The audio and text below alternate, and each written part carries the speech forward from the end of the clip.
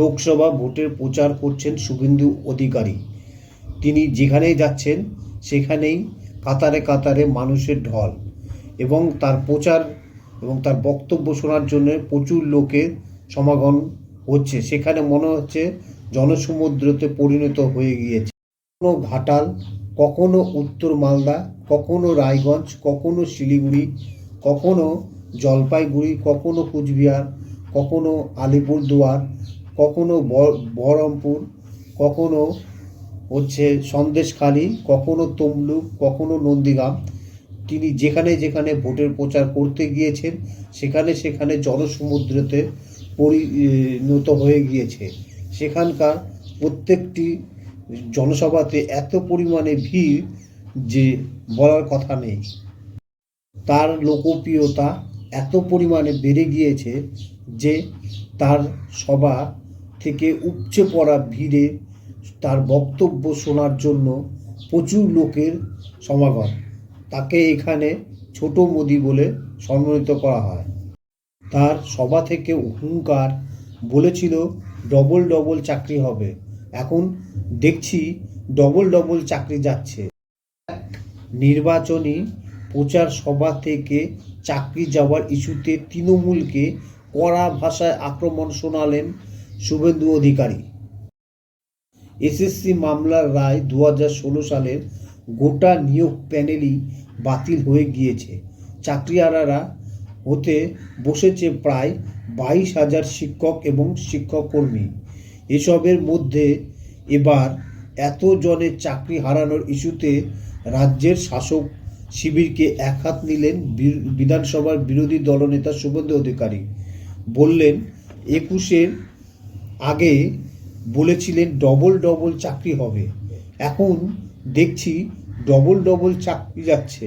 লোকসভা ভোটে তমলুকের বিজয় প্রার্থী প্রাক্তন বিচারপতি অভিজিৎ গঙ্গোপাধ্যায়ের সমর্থনে ডিমরাতে এক জনসভায় বক্তব্য রেখেছিলেন শুভেন্দু অধিকারী।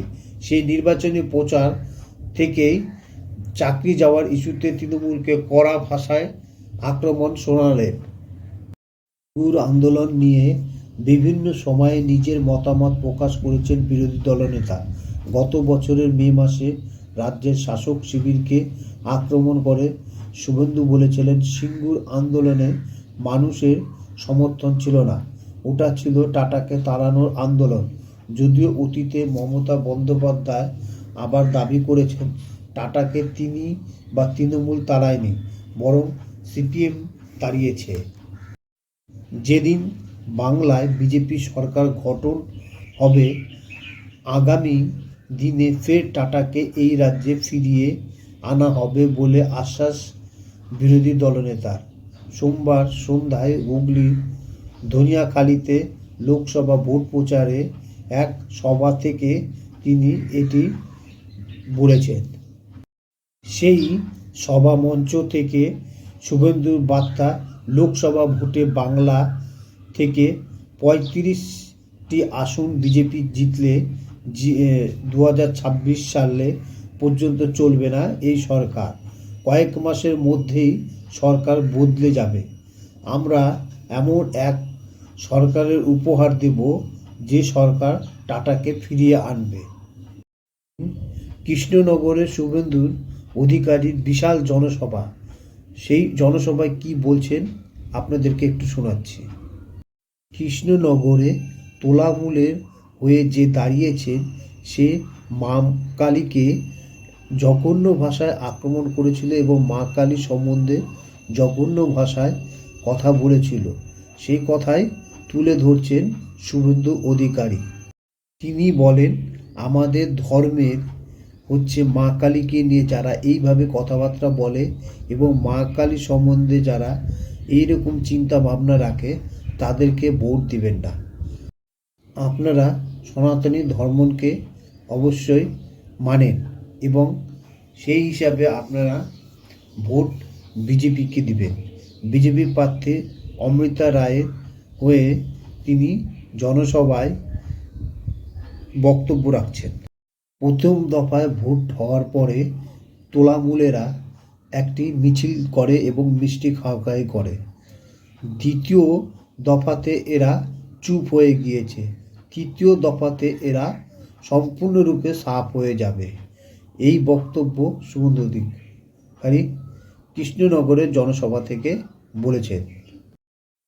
একটি জনসভা থেকে প্রধানমন্ত্রী বলে গিয়েছেন যে আমার 10 বছরের কার্যক্রমের মধ্যে আমি চোরদেরকে জেলে ঢুকিয়েছি, বাকি 5 বছরের ক্ষমতা পেলে আমি বাকি চোরদেরও জেলে ঢুকিয়ে ছাড়ব।